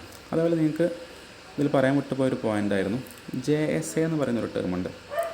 ഓക്കെ, അതായത് ഒന്നുമില്ല, നമ്മുടെ ഈ സേഫ്റ്റിയെക്കുറിച്ച് പറയുമ്പോൾ നമുക്ക് ജസ്റ്റ് ഒരു എക്സാം പോയിൻ്റ് ഓഫ് വ്യൂലൊക്കെ വേണമെങ്കിൽ 1 മാർക്കിനൊക്കെ ഇതിൻ്റെ ഫുൾ ഫോം ചോദിക്കാറുണ്ട്. ഓക്കെ, അത് ഫുൾ ഫോം വരുന്നത് ജോബ് സേഫ്റ്റി അനാലിസിസ് ആണ്. Okay, job safety analysis. Previous question പേപ്പറൊക്കെ നോക്കുമ്പോൾ കണ്ടൊരു ക്വസ്റ്റ്യൻ ആയിരുന്നു ഈ ഒരു JSA. അപ്പോൾ അതൊന്ന് ജസ്റ്റ് നോട്ട് ചെയ്യുക. JSA എന്ന് പറഞ്ഞാൽ ജോബ് സേഫ്റ്റി അനാലിസിസ് ആണ്. അപ്പോൾ നിങ്ങൾക്ക് exam point of view questions വരുമ്പോൾ നിങ്ങൾക്ക് അറ്റൻഡ് ചെയ്യാൻ സാധിക്കണം. അപ്പോൾ ജസ്റ്റ് ഇപ്പോൾ തന്നെ ഒന്ന് പഠിച്ചു വെക്കുക. JSA എന്ന് പറഞ്ഞാൽ ജോബ് സേഫ്റ്റി അനാലിസിസ് ആണ്. അപ്പോൾ JSAയെ കുറിച്ച് ജസ്റ്റ് ഒന്ന് ഓർമ്മ വന്നപ്പോൾ പറഞ്ഞോളൂ, നിങ്ങളൊന്ന് നോട്ട് ചെയ്ത് വെക്കുക കേട്ടോ. പിന്നെ നമ്മുടെ ഫാക്ടറി ആക്ടിൽ safety provisions in the factory act 1948 കുറച്ച് പോയിൻറ്റ്സുകൾ പറയുന്നുണ്ട്. അതായത് every moving part of machinery should be safeguard by casing and fencing. നമ്മൾ പറഞ്ഞ പോലെ മൂവിങ് പാർട്സ് എപ്പോഴും സേഫ് ഗാർഡ് ചെയ്ത് കൊടുക്കണം. അതുപോലെ തന്നെ devices for cutting off power shall be provide. അല്ലെ, അപ്പോൾ നമ്മൾ കട്ടിങ്ങിന് വേണ്ടി ഉപയോഗിക്കുന്ന ഡിവൈസ് അവിടെ ഇലക്ട്രിസിറ്റി പവർ കൊടുക്കാനുള്ള ഒരു ഇത് ശ്രദ്ധിക്കണം. No person shall be employed to lift or carry heavy loads which cause injury. അതായത് ഇഞ്ചുറിക്ക് കാരണമാകുന്ന ഹെവി ലോഡ്സ് ഒന്നും എന്ത് ചെയ്യാൻ പാടില്ല, ഒരു വർക്കേഴ്സും അത് ലിഫ്റ്റ് ചെയ്യാൻ പാടില്ല. Okay, the workers should be provided with suitable goggles and screens to protect their eyes. Okay, അപ്പോൾ നമ്മൾ സാധാരണ സേഫ്റ്റി ഡിവൈസ് ആയിട്ടുള്ള ഗോഗിൾസും സ്ക്രീൻസും എന്തെങ്കിലും വർക്കേഴ്സിന് പ്രൊവൈഡ് ചെയ്യേണ്ടതാണ്. Proper fire exits should be present. Okay, അപ്പോൾ നമ്മൾ സാധാരണ കാണുന്ന വലിയ വലിയ ഫാക്ടറികളിലോ അല്ലെങ്കിൽ വലിയ ഷോറൂമിലൊക്കെ നമ്മൾ പോകുമ്പോൾ തന്നെ കാണാറുണ്ട് ഫയർ എക്സിറ്റ് എന്ന് പറഞ്ഞ പ്രത്യേക വഴികളുണ്ടായിരിക്കും അല്ലേ. അപ്പോൾ അതുപോലത്തെ ഫയർ എക്സിറ്റ് നിർബന്ധമായിട്ടും പ്രൊവൈഡ് ചെയ്യേണ്ടതാണ്. Proper safety valves, pressure gauges et cetera must be given and examined regularly. ഇപ്പോൾ സേഫ്റ്റി ഡിവൈസുകളായിട്ടുള്ള സേഫ്റ്റി വാൾവുകളും അതുപോലെ തന്നെ പ്രഷർ ഗേജസും നമ്മൾ ഉറപ്പായിട്ടും അത് നമ്മുടെ ഇൻഡസ്ട്രിക്കകത്ത് ഉണ്ടാവുകയും അതുപോലെ തന്നെ കൃത്യമായിട്ട് റെഗുലറായിട്ട് ഇത് എക്സാമിൻ അല്ലെങ്കിൽ ചെക്കും ചെയ്യേണ്ടതാണ്. നമ്മുടെ ഫാക്ടറി ആക്ടിൽ വരുന്ന സേഫ്റ്റി പ്രൊവിഷൻസ് ആണ്, ജസ്റ്റ് ഒന്ന് മനസ്സിലാക്കി വെച്ചാൽ മതി. എക്സാം പോയിന്റ് ഓഫ് വ്യൂ അങ്ങനെ ക്വസ്റ്റ്യൻസ് അവിടെ നിന്ന് ഉണ്ടാകാറില്ല. ഇനി എന്താണ് ഒരു സേഫ്റ്റി ഓഫീസറുടെ റോള്? ഇവിടെ നിന്ന് നമുക്ക് എക്സാം പോയിന്റ് ഓഫ് വ്യൂലൊക്കെ 7 മാർക്കിനൊക്കെ ക്വസ്റ്റ്യൻസ് ഉണ്ടാകാറുണ്ട്. ഓക്കെ, എന്താണ് ഒരു സേഫ്റ്റി ഓഫീസറുടെ role of a safety officer? അപ്പോൾ the safety officers are specialist അല്ലേ. അവരെന്തായിരിക്കും? സേഫ്റ്റി ഓഫീസർ എന്ന് പറഞ്ഞാൽ സ്പെഷ്യലിസ്റ്റ് ആയിരിക്കും. എന്തിലായിരിക്കും specialist? Employed by the management to direct the work of employees and advise them with regards to safety. അപ്പോൾ സേഫ്റ്റിയെക്കുറിച്ചുള്ള എല്ലാ കാര്യങ്ങളും അറിയുന്ന ആളുകളായിരിക്കും സേഫ്റ്റി ഓഫീസർ എന്ന് പറഞ്ഞാൽ. അപ്പോൾ അതായത് അവിടെ ഉള്ള വർക്കേഴ്സിന് അല്ലെങ്കിൽ എംപ്ലോയീസിന് എന്ത് ചെയ്യണം? നല്ല സേഫായിട്ട് വർക്ക് ചെയ്യാനുള്ള അഷുറൻസ് കൊടുക്കേണ്ട ഒരു ഉത്തരവാദിത്തം നമ്മുടെ സേഫ്റ്റി ഓഫീസേഴ്സിനായിരിക്കും ഉണ്ടായിരിക്കുക. അതുപോലെ സേഫ്റ്റി ഓഫീസറുടെ മറ്റൊരു ഡ്യൂട്ടി എന്ന് പറഞ്ഞാൽ സേഫ്റ്റി ട്രെയിനിങ് കൊടുക്കുക അല്ലേ. സേഫ്റ്റി ട്രെയിനിങ് എന്ന് പറയുമ്പോൾ ഇൻഡക്ഷൻ പ്രോഗ്രാമുകൾ കണ്ടു ചെയ്യുക, അതുപോലെ തന്നെ ഓരോ ജോബിനും വേണ്ടിയുള്ള സ്പെസിഫിക്കൽ ട്രെയിനിങ് കൊടുക്കുക. അതൊക്കെ നമ്മുടെ സേഫ്റ്റി ട്രെയിനിങ്ങിൽ വരുമ്പോൾ ഇതൊക്കെ റോൾ ഓഫ് സേഫ്റ്റി ഓഫീസറാണ്. നമ്മൾ 2 റോൾ പറഞ്ഞു. ഒന്നെന്താണ്? നമുക്കറിയുന്ന പോയിൻ്റ് എന്താണ്? വർക്കേഴ്സിന് എംപ്ലോയീസിന് എന്ത് ചെയ്യണം? സേഫായിട്ട് വർക്ക് ചെയ്യാനുള്ള അഡ്വൈസ് കൊടുക്കണം. അതുപോലെ സേഫ്റ്റി ഇൻഡക്ഷൻ പ്രോഗ്രാമുകൾ കണ്ടക്ട് ചെയ്യണം. പിന്നെ ഓരോ ജോബിനും വേണ്ടിയുള്ള പ്രത്യേകം സ്പെസിഫിക് ട്രെയിനിങ് എന്ത് ചെയ്യാം? സേഫ്റ്റി ട്രെയിനിങ്ങുകൾ കൊടുക്കേണ്ട ആവശ്യമുണ്ട്. പിന്നെ safety award functions and programmes, നമ്മൾ നേരത്തെ പറഞ്ഞ പോലെ സേഫ്റ്റി ഏറ്റവും നല്ല രീതിയിൽ സേഫ്റ്റി ഒബേ ചെയ്തിട്ടുള്ള വർക്കേഴ്സിനൊക്കെ എന്ത് ചെയ്യാം? ആ ഒരു അവാർഡുകളൊക്കെ കൊടുത്ത് അവരെ മാക്സിമം മോട്ടിവേറ്റ് ചെയ്ത് എല്ലാവരും എന്ത് ചെയ്യും? ആ ഒരു കാര്യം ഫോളോ ചെയ്യാനുള്ള ടെൻഡൻസിയിലേക്ക് വരുത്തുക. പിന്നെ safety awareness posters and signage. ഇപ്പോൾ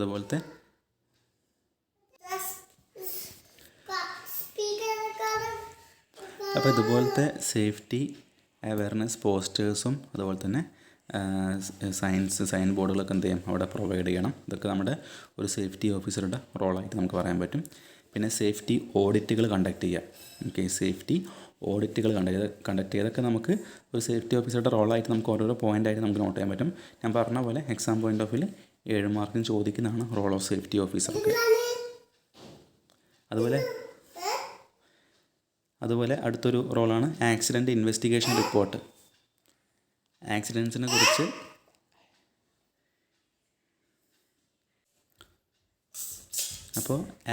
കുറിച്ച് ഇൻവെസ്റ്റിഗേഷൻ റിപ്പോർട്ടുകൾ കണ്ടക്ട് ചെയ്യണം, റിപ്പോർട്ടുകൾ ഉണ്ടാക്കണം. ഇതൊക്കെ നമ്മുടെ സേഫ്റ്റി ഓഫീസറുടെ റോളാണ്. അതുപോലെ പ്രിപ്പയറിങ് മന്ത്ലി സേഫ്റ്റി റിപ്പോർട്ട്, ഓരോ മാസത്തെയും മന്ത്ലി സേഫ്റ്റി റിപ്പോർട്ടുകൾ പ്രിപ്പയർ ചെയ്യണം.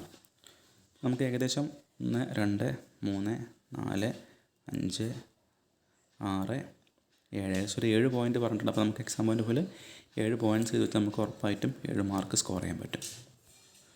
സോ നമുക്ക് അടുത്ത വരുന്നത് നമുക്ക് ഇൻഡസ്ട്രിയൽ ഡിസ്പ്യൂട്ട്സിനെ കുറിച്ചാണ്. നമ്മുടെ ലാസ്റ്റ് ടോപ്പിക്കാണ് ഇൻഡസ്ട്രിയൽ ഡിസ്പ്യൂട്ട്സ്. ഈ മൊഡ്യൂളിലെ ലാസ്റ്റ് ടോപ്പിക്കാണ് നമ്മുടെ ഇൻഡസ്ട്രിയൽ ഡിസ്പ്യൂട്ട്സ്. ഇപ്പോൾ നിങ്ങൾ വളരെ കുറഞ്ഞ സമയം കൊണ്ട് നമുക്കൊരു മൊഡ്യൂൾ തീർക്കാൻ പറ്റും. നമ്മുടെ ഓൺലൈൻ ക്ലാസ് ആകുമ്പോൾ നിങ്ങൾക്കറിയാം അധികം ഇൻട്രാക്ഷൻ്റെ ആവശ്യമില്ല. അപ്പോൾ എന്ത് ചെയ്യുക? ഡയറക്റ്റ് കഥ പറഞ്ഞു പോകുമ്പോൾ നമുക്ക് നമ്മൾ തിയറി ക്ലാസ്സിൽ ഒരു ഓഫ്ലൈൻ ക്ലാസ്സിൽ ഇപ്പോൾ 4 മണിക്കൂർ വേണ്ട സ്ഥാനത്ത് നമുക്കൊരു മാക്സിമം ഒരു അരമണിക്കൂർ കൊണ്ടൊക്കെ നമുക്ക് തീർക്കാൻ പറ്റും. ഓക്കെ അല്ലേ? അരമണിക്കൂർ അല്ലെങ്കിൽ 1 മണിക്കൂർ കൊണ്ട് നമുക്ക് കംപ്ലീറ്റ് ചെയ്യാൻ സാധിക്കും. അപ്പോൾ നമ്മൾ ഈ ഒരു ടോപ്പിക്ക് കംപ്ലീറ്റ് ചെയ്തു. രണ്ടാമത്തെ ടോപ്പിക്ക് നമ്മൾ കംപ്ലീറ്റ് ചെയ്തു.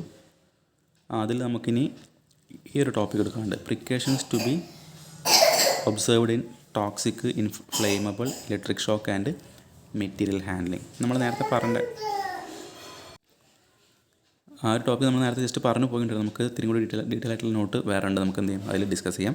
അതുപോലെ നമുക്ക് ലാസ്റ്റ് വരുന്ന ഭാഗം നമ്മുടെ ഇൻഡസ്ട്രിയൽ ഡിസ്പ്യൂട്ട്സ് ആണ്. അപ്പോൾ നമുക്ക് ഇവിടെ നിന്നും നേരത്തെ പറഞ്ഞ പോലെ എക്സാം പോയിൻ്റ് ഓഫ് വ്യൂവിൽ 7 മാർക്കിന് ക്വസ്റ്റ്യൻസ് വരാറുണ്ട്. ഈ ടോപ്പിക്കിൽ നിന്നും 7 മാർക്കിന് ക്വസ്റ്റ്യൻസ് വരാറുണ്ട്. നമുക്ക് എന്ത് ചെയ്യാം? ആ ടോപ്പിക്കിലേക്ക് നമുക്ക് പോകാം. നമ്മൾ പറയാൻ പോകുന്നത് നമ്മുടെ ആദ്യം നമുക്ക് എന്ത് ചെയ്യാം, precautions to be observed in hazardous situation like toxic, flammable, electric shock and material handling. ആ ഒരു ടോപ്പിക് കംപ്ലീറ്റ് ആക്കിയതിന് ശേഷം നമുക്ക് ലാസ്റ്റ് വരുന്ന ഇൻഡസ്ട്രിയൽ ഡിസ്പ്യൂട്ട്സിലേക്ക് പോകാം.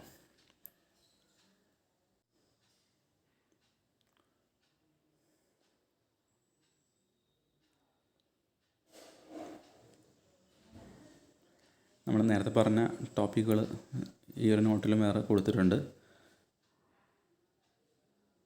വേണമെങ്കിൽ ഈ ഒരു നോട്ട് നിങ്ങൾക്ക് റെഫർ ചെയ്യാവുന്നതാണ്. ജസ്റ്റ് വേണമെങ്കിൽ നിങ്ങളൊന്ന് സ്ക്രീൻഷോട്ട് ചെയ്യാം കേട്ടോ. ഞാൻ ജസ്റ്റ് ഒരു സമയം പോസ് ചെയ്യാം. ഫസ്റ്റ് നമ്മുടെ 4 E's of accident prevention techniques ആണ്.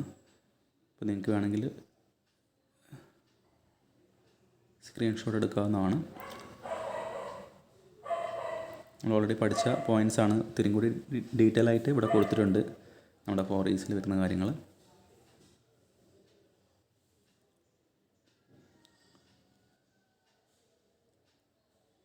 നിങ്ങൾക്ക് നോട്ട് പോലെ പ്രിപ്പയർ ചെയ്യണമെങ്കിൽ സ്ക്രീൻഷോട്ട് ആക്കിയിട്ട് വായിക്കാവുന്നതാണ് ക്ലാസ് കഴിഞ്ഞ ശേഷം.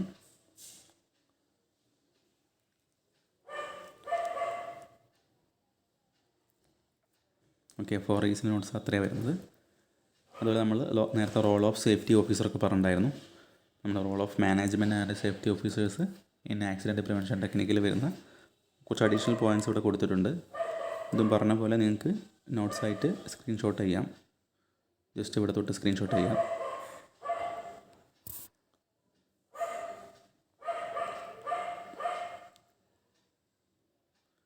സേഫ്റ്റി ഓഫീസേഴ്സിൻ്റെ റോള് വരുന്നതുകൊണ്ട് കണ്ടക്ട് ഇൻസ്പെക്ഷൻ ആൻഡ് ഓഡിറ്റ്.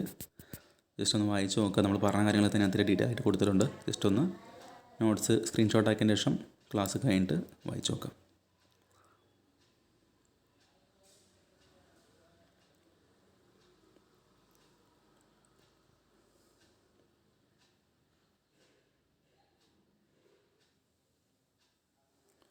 അതുപോലെ ഫാക്ടറീസ് ആക്ടിനെ കുറിച്ച് പോയിൻറ്റ്സ് ഇവിടെ കൊടുത്തിട്ടുണ്ട്. ജസ്റ്റ് ഒന്ന് സ്ക്രീൻഷോട്ട് ചെയ്യാവുന്നതാണ് നിങ്ങൾക്ക്.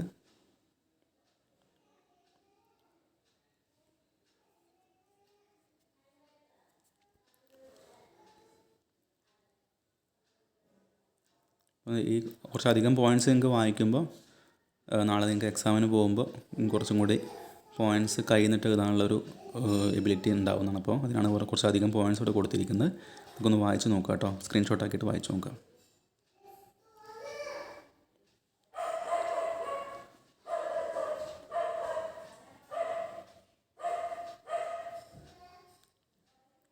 നമ്മളിനി പറയാനുള്ള topic general precautions for dealing with toxic, flammable, electrical shock and material handling hazards. അപ്പോൾ നമ്മളിവിടെ ശ്രദ്ധിക്കേണ്ട ജനറൽ പ്രിക്കോഷൻസിനെ കുറിച്ചാണ് പറയുന്നത്. നമുക്കറിയാവുന്ന എല്ലാ മിക്കവാറും പോയിൻറ്റ്സെല്ലാം നമുക്ക് അറിയുന്ന കാര്യങ്ങളൊക്കെ തന്നെയായിരിക്കും. നമ്മൾ ജസ്റ്റ് ഒന്ന് സ്പീഡിൽ പറഞ്ഞു പോവാം. ജനറൽ സേഫ്റ്റി ആൻഡ് മെറ്റീരിയൽ ഹാൻഡ്ലിങ്ങിൽ വരുന്നതാണ് ട്രെയിനിങ് ആൻഡ് ഇൻഫോർമേഷൻ. അതായത് ensure all personal have appropriate training and access to material safety data sheets or safety data sheets for all materials.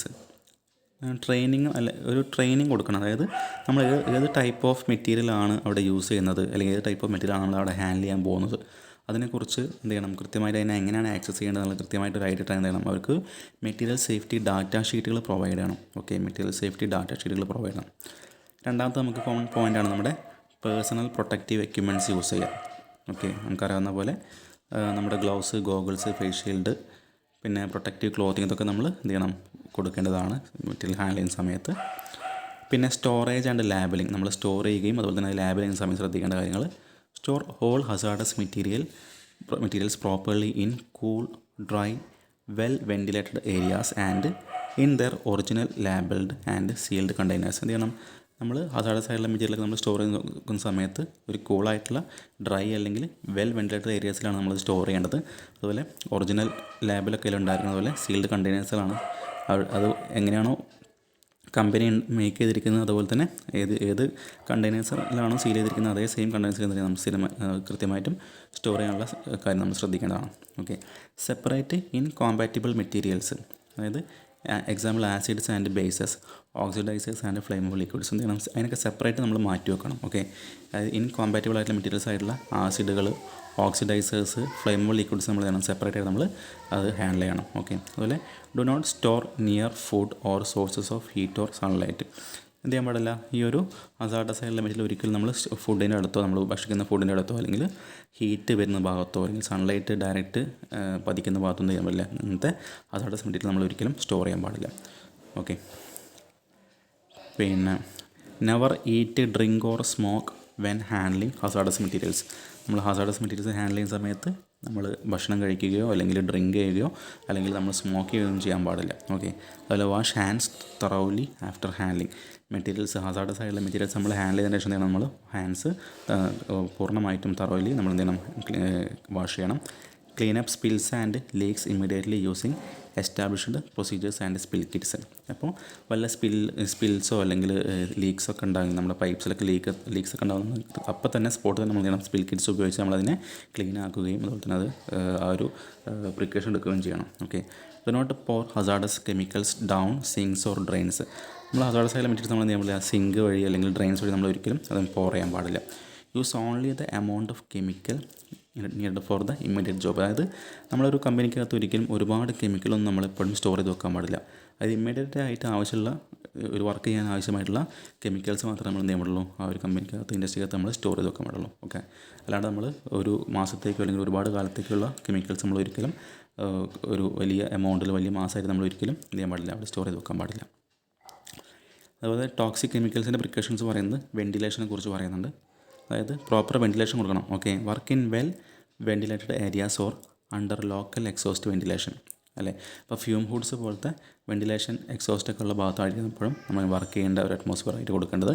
And to prevent the accumulation of hazardous gas or vapour. Okay, അല്ലെങ്കിൽ നമ്മുടെ hazardous gas അല്ലെങ്കിൽ അതിൻ്റെ vapours ഒന്നും നമ്മൾ നമ്മുടെ നമ്മുടെ ശരീരത്തിന് intake വരാനുള്ള ചാൻസ് ഉണ്ടാക്കാൻ പാടില്ല.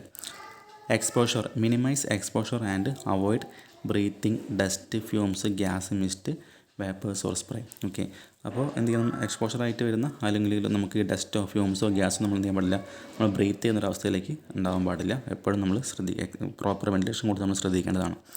പിന്നെ ഡിസ്പെൻസിങ്ങിനെ കുറിച്ച് പറയുന്നു. Do not suck chemicals with your mouth അല്ലേ. നമ്മൾ സാധാരണ കാണാറുണ്ട്, ചിലപ്പോൾ നമ്മൾ ഈ ഒരു കെറോസിനൊക്കെ നമ്മളൊരു ടാങ്കിൽ നിന്നൊക്കെ പുറത്തേക്ക് എടുക്കുമ്പോൾ പണ്ടൊക്കെ നമ്മൾ കണ്ടായിരുന്നു, നമ്മൾ പൈപ്പ് ഇട്ടിട്ട് നമ്മൾ വലിച്ചെടുക്കുന്ന ഒരു ടെൻഡൻസി, നമ്മൾ മൗത്ത് വഴി വലിച്ചെടുക്കുന്ന ടെൻഡൻസി കണ്ടിട്ടുണ്ടായിരുന്നു അല്ലേ. അപ്പോൾ അതുപോലും ചെയ്യാൻ പാടില്ല. ഒരിക്കലും നമ്മൾ അങ്ങനെ കെമിക്കൽസ് നമ്മൾ മൗത്ത് ഉപയോഗിച്ച് സക്ക് ചെയ്യാൻ പാടില്ല. എന്ത് ചെയ്യണം, നമ്മൾ ലിക്വിഡ് ഡെലിവറി ടൂൾസ് ഉപയോഗിച്ച് നമ്മളതിനെ ഡെലിവർ ചെയ്യണം. ഇതൊക്കെയാണ് നമുക്ക് ടോക്സിക് കെമിക്കൽ പ്രിക്കോഷൻസിൽ വരുന്നത്. അപ്പോൾ എന്തെല്ലാം നമുക്ക് അറിയുന്ന പോയിൻറ്റ്സ് ഒക്കെ, പക്ഷേ നിങ്ങളതിനെ വായിച്ച് നോക്കിയിട്ട് കുറച്ച് 1-2 തവണ വായിച്ച് നോക്കി നമ്മുടെ മനസ്സിലേക്ക് ആ പോയിൻറ്റ്സ് എല്ലാം അങ്ങനെ പതിഞ്ഞ് വരണം.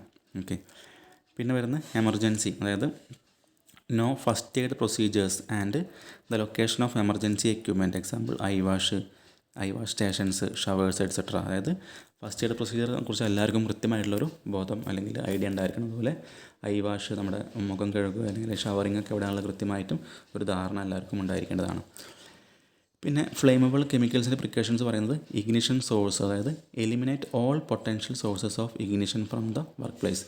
അതായത് വർക്ക് പ്ലേസിൽ ഉണ്ടാകുന്ന ഇഗ്നിഷന് കാരണമാകുന്ന ഒരു പൊട്ടൻഷ്യൽസ് ഒന്നും നമ്മളവിടെ ഉണ്ടാകാൻ പാടില്ല. അവിടെയൊക്കെ അതെല്ലാം നമ്മളവിടുന്ന് എലിമിനേറ്റ് ചെയ്യണം. അതുപോലെ അതായത് including open flames, spark, hot surface, അതായത് ചൂടുള്ള സർഫസുകൾ, നമ്മുടെ മെഷീൻ്റെ ഭാഗങ്ങളോ അല്ലെങ്കിൽ സ്പാർക്ക് ഉണ്ടാവാൻ ചാൻസുള്ള കാര്യങ്ങളോ അല്ലെങ്കിൽ ഫ്ലെയിംസ് ഉണ്ടാകുന്ന ഓപ്പൺ ഫ്ലെയിംസ് ഒന്നും ചെയ്യാൻ പാടില്ല.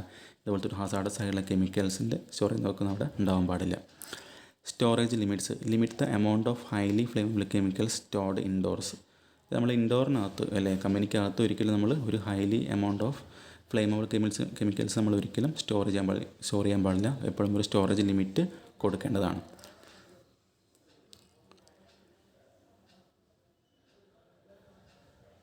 അടുത്ത പോയിൻറ്റ്സ് നമ്മൾ പറഞ്ഞു തന്നെയാണ്. അതായത് dispense and decant in a way that minimises the spills and vapour release അല്ലേ. സ്പിൽസും വേപ്പർ റിലീസൊക്കെ നമ്മൾ മിനിമൈസ് ചെയ്യണം.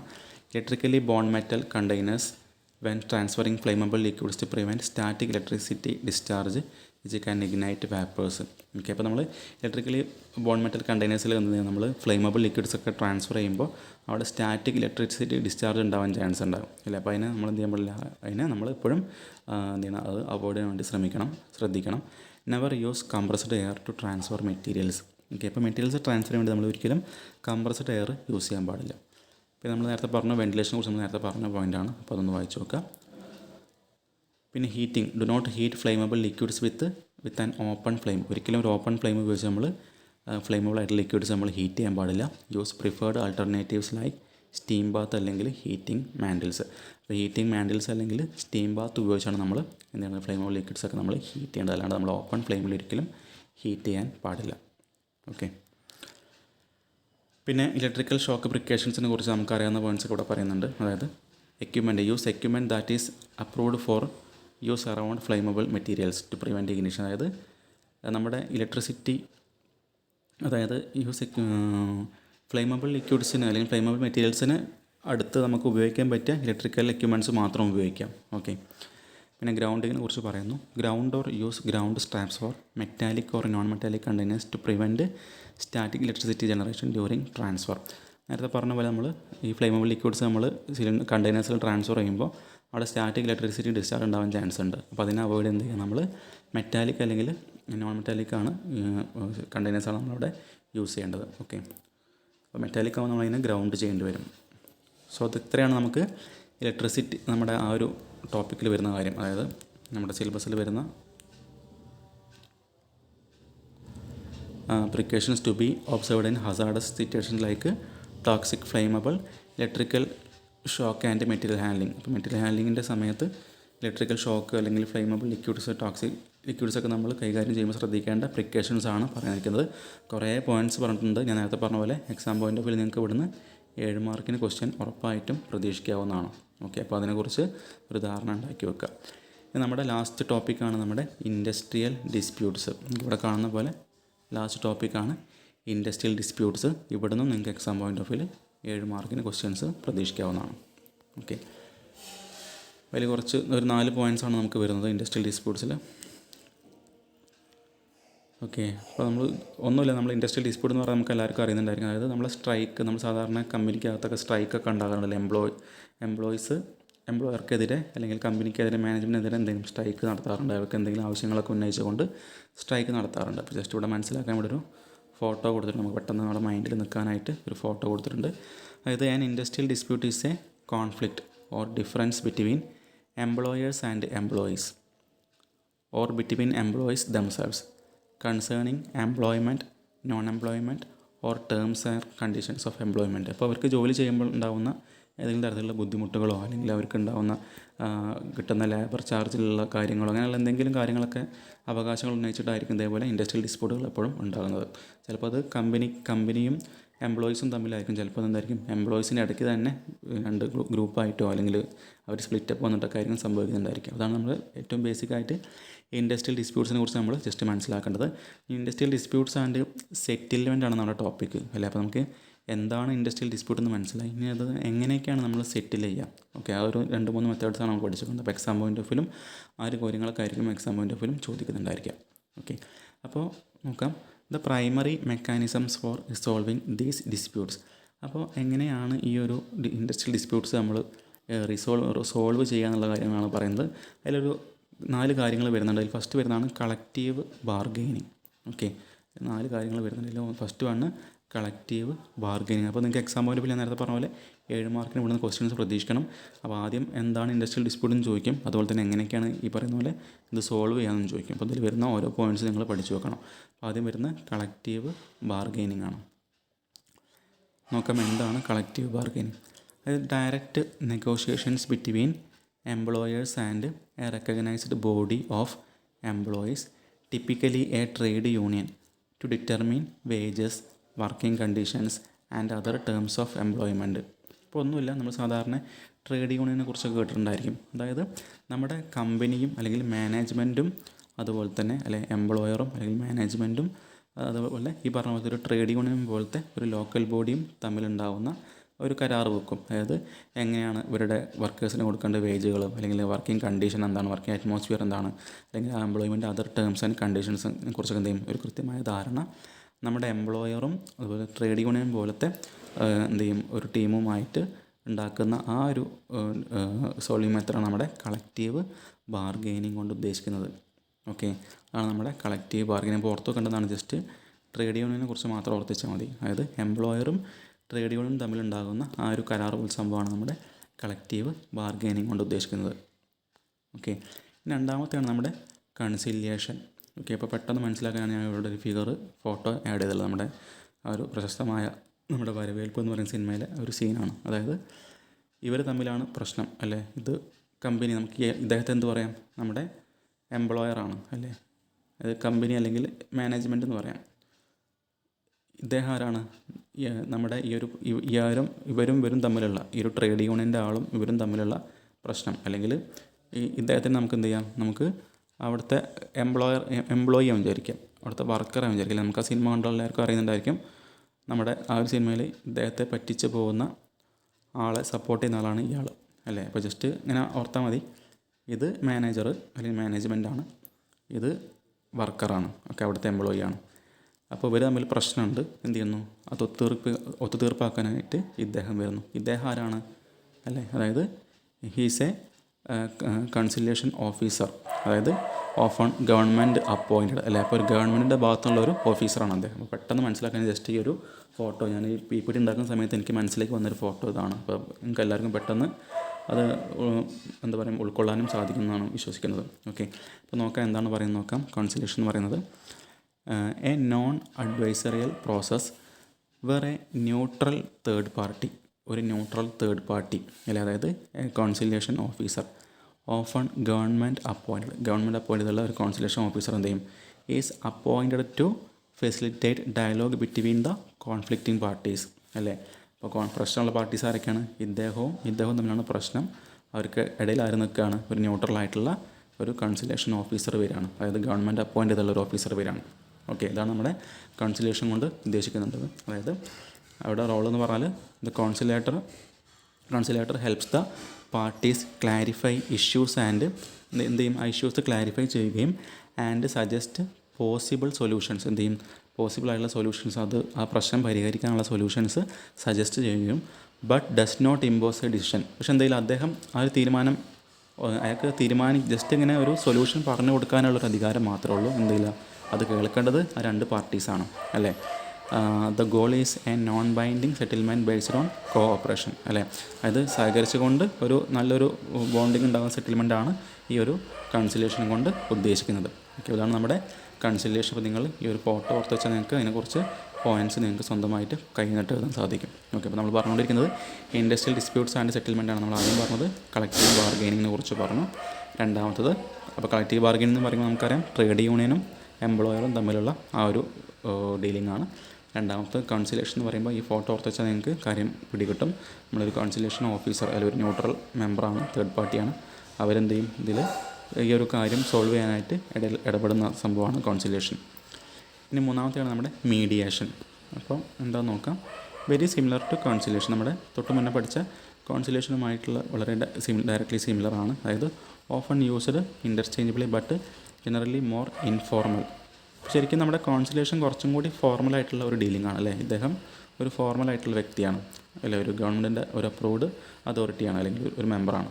എന്നാൽ നമ്മുടെ മീഡിയേഷൻ ആകുമ്പോൾ ജസ്റ്റ് എന്താണ്, ഒരു ഇൻഫോർമലായിട്ടുള്ള ആളായിരിക്കും എന്ത് ചെയ്യുക, ഈ മീഡിയേറ്ററായിട്ട് വരുന്നുണ്ടായിരിക്കാം അല്ലേ. അതായത് a mediator assist the parties in reaching their own agreement by helping them understand each others. രണ്ടുപേരും കാര്യങ്ങൾ മനസ്സിലാക്കിക്കൊണ്ട് അവരുടെ പോയിൻ്റ് ഓഫ് വ്യൂവിൽ കാര്യങ്ങൾ മനസ്സിലാക്കിക്കൊണ്ട് ആൻഡ് എക്സ്പ്ലോറിങ് ക്രിയേറ്റീവ് സൊല്യൂഷൻസ് എന്ത് ചെയ്യും, ഒരു ക്രിയേറ്റീവ് സൊല്യൂഷൻ എന്ത് ചെയ്യും, എക്സ്പ്ലോർ ചെയ്ത് കൊടുക്കും.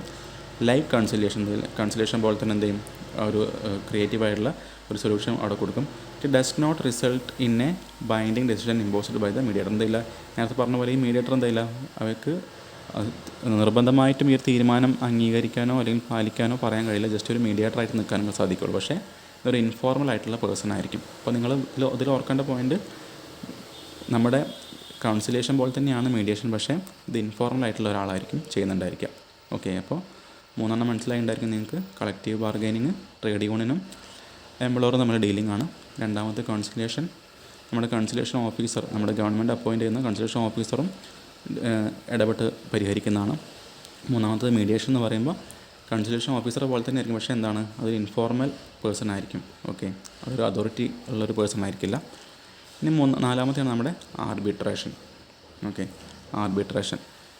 അപ്പോൾ a more formal process where an arbiter is agreed upon by both parties or appointed by a government authority. അപ്പോൾ നമ്മുടെ ഗവൺമെൻറ് അതോറിറ്റി അപ്പോയിൻ്റ് ചെയ്യുന്ന കുറച്ചും കൂടി ഫോർമൽ ആയിട്ടുള്ളൊരു പ്രോസസ്സാണ് നമ്മുടെ ആർബിട്രേഷനിൽ വരുന്നത്. ഓക്കെ, അതായത് the arbitrator hears the dispute and renders a decision or award which is often legally binding on both parties.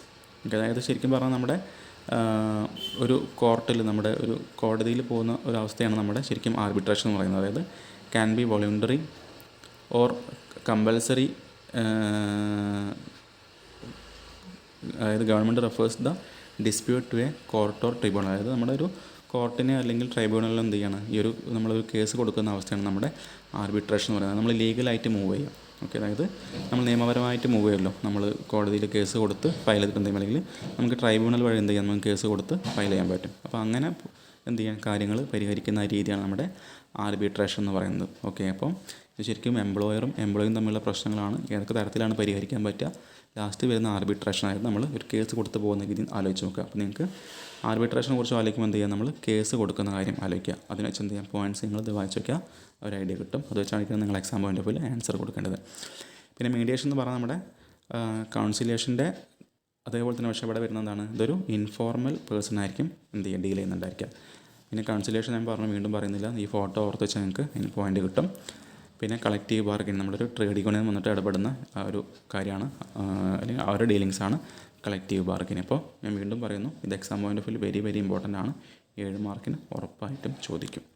Okay, അപ്പോൾ നമ്മൾ ഏകദേശം ഒരു 1 hour കൊണ്ട് നമ്മുടെ ഫസ്റ്റ് 4ാമത്തെ മൊഡ്യൂൾ കംപ്ലീറ്റ് ചെയ്തിട്ടുണ്ട്. അത്യാവശ്യം എല്ലാ ടോപ്പിക്കും നമ്മൾ പറഞ്ഞു പോയിട്ടുണ്ട്. അപ്പോൾ നിങ്ങളിനി അതിനെക്കുറിച്ച് നോട്ട്സ് ഒന്ന് വായിച്ച് നോക്കിയിട്ട് കുറച്ച് 1-2 തവണ വായിച്ച് നമ്മൾ മനസ്സിലാക്കി കുറേ പോയിൻറ്റ്സ് കയറി വരണം. അല്ലെങ്കിൽ നമുക്ക് ഏത് ക്വസ്റ്റ്യൻ വായിക്കുമ്പോഴും എല്ലാ ക്വസ്റ്റ്യനും ഒരേപോലെയും എല്ലാ ആൻസറും ഒരുപോലെ വരാനുള്ള ചാൻസ് ഉണ്ടായിരിക്കും. സോ നിങ്ങൾ എന്ത് ചെയ്യുക, ഒരു 2-3 തവണ വായിച്ച് എന്ത് ചെയ്യണം, പ്രാക്ടീസ് ചെയ്യണം. ഓക്കെ, നമ്മുടെ ഇൻഡസ്ട്രിയൽ മാനേജ്മെൻറ്റ് ആൻഡ് സേഫ്റ്റിയുടെ മൊഡ്യൂൾ 4 ക്ലാസ്സാണ്. അപ്പോൾ നമ്മൾ പറഞ്ഞ പോലെ മൊത്തം ടോപ്പിക്ക് നമ്മൾ കംപ്ലീറ്റ് ചെയ്തിട്ടുണ്ട്. നിങ്ങൾ എന്ത് മാക്സിമം നല്ല രീതിയിൽ പഠിക്കുക, നല്ല മാർക്ക് വാങ്ങി പാസ്സാവാൻ ശ്രമിക്കുക. ഓക്കെ, നമ്മുടെ ക്ലാസ് വൈൻഡപ്പ് ചെയ്യാണ്. നമുക്ക് ക്ലാസ് കണ്ടിട്ട് അത് എഫക്റ്റീവായി തോന്നിയിട്ടുണ്ടെങ്കിൽ നിങ്ങൾ എന്ത് ചെയ്യാം, അത് ക്ലാസ് ലൈക്ക് ചെയ്യാം. അതുപോലെ എഫക്റ്റീവായിട്ടില്ല എന്ന് തോന്നുകയാണെങ്കിൽ ഡിസ്ലൈക്ക് ചെയ്യാം. നല്ല ഫീഡ്ബാക്കുകളും മോശം ഫീഡ്ബാക്കുകളൊക്കെ നിങ്ങൾക്ക് അറിയിക്കാനുള്ള അവകാശമുണ്ട്. എന്ത് ചെയ്യാം, നല്ല രീതിയിൽ ഉപയോഗിക്കാം. ഓക്കെ, നമ്മൾ ക്ലാസ് വൈൻഡപ്പ് ചെയ്യണം. Okay, thank you for watching.